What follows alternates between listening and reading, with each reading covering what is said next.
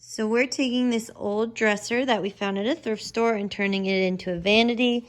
We just bought a sink, and we also bought a used faucet at a thrift store also. So they give you this cutout to trace of the sink.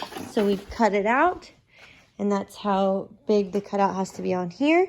Then I measured out 10.5 inches on both sides, lined it up, then I traced it with a Sharpie marker, and then we just used a drill to drill a hole down to get it started, and now I'm going to cut along the line and cut it out.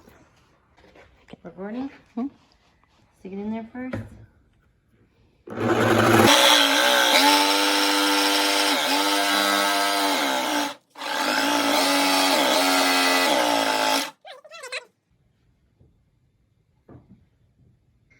So on the edges of the board right here, it has this extra layer of wood.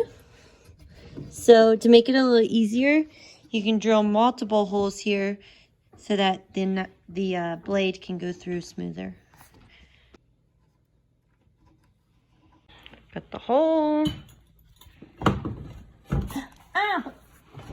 Smash your finger. Hopefully a log will go right there. Perfect. We knew that the sink was a little bit too big, but I like the dresser too much, so I don't care. So here's the faucet we found. $10 at a Habitat for Humanity resource center. So I'm just going to take these off and then put it on there like so. And then I'm going to screw them back on the bottom.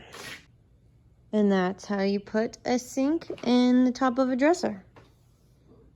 So this dresser was $40 from the Habitat for Humanity store. The faucet was $10, and then we got this sink at Lowe's for $36.